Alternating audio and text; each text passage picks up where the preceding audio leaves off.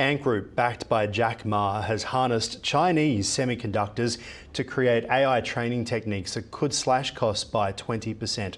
The firm utilised domestically made chips from its affiliate Alibaba and Huawei, achieving results comparable to Nvidia's high-end H800 processors. You remember what happened to the market when DeepSeek came around. Now, although still using Nvidia for AI development, Ant is now increasingly leaning on alternatives, including chips from AMD and local sources too. The development signifies Ant's entry into the competitive sphere of AI, aiming to match the capabilities of US tech giants. We're being joined by Oz Sultan from the Sultan Interactive Group. Now, when we think about what happened with DeepSeek just a month or so ago and the impact it had on the market, when you could see that these cheaper chips really what it would do to the market darling of Nvidia. Now we're seeing domestically produced AI chips, not cheaper Nvidia, but domestically produced chips.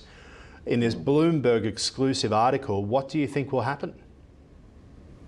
So it's interesting. DeepSeek had actually, with the export restriction in place, gotten their hands on 20 to 40,000 of the H series chips, a mixture of 100s, 200s, and 800s. That was really what was running them, for the first couple of weeks, and then they had throughput issues, right? So the Ant announcement is interesting, and the benchmarking really needs to be sussed out. But I'll tell you that the large language models are typically using anywhere between 20,000 to 40,000 of these GPUs. If they're operating on the level that DeepSeek stands or wants to operate on. And it becomes a big question of two things. Number one, how are they going to manage these code bases? Because the Nvidia chips run slightly different than the Ant chips. And number two, will you actually be able to get that much horsepower out of the Ant chips? And if you're using a mixed methodology of chips, how is this going to stack up when you need to actually hit crunch time and you need to almost overclock these things to keep up with demand?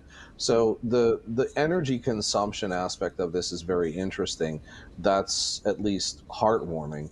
But the applicability of these chips to really compete head to head against the Nvidia chips, I don't think we've fully seen yet. And we definitely haven't seen it on scale. So I think a lot is yet to be gleaned from this. It's a good start by China in terms of catching up, but I still think that there's a tremendous amount of catching up to do versus NVIDIA's cloud clustering systems and even their desktop supercomputer that's available for $3,000. All right.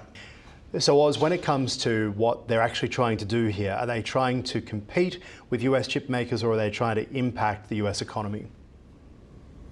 A little bit of both. You know, when we saw some of the errors being thrown from DeepSeek, when queries were asked that would have violated OpenAI's terms of service, you got OpenAI errors inside of DeepSeek. And I documented this on my Twitter a couple weeks ago, Oz for NY. But what you're really looking at right now is this is an arms race.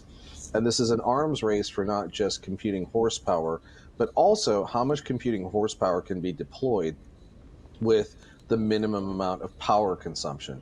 Because these H100s, 200s, and the higher level ones consume 700 watts per hour. So you get 1,000 of these, that's 7 megawatts.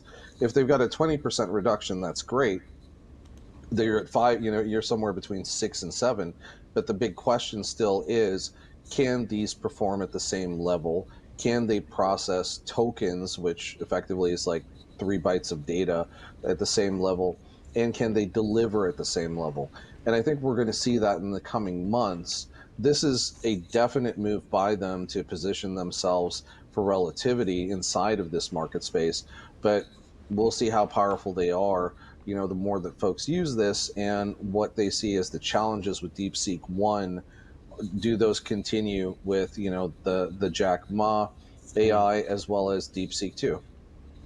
Yeah, very much so. It's going to be interesting to see what they come up with next to try and impact the AI market and potentially Wall Street as well. Oz Sultan, really appreciate your time here on Ticker as always. Thank you.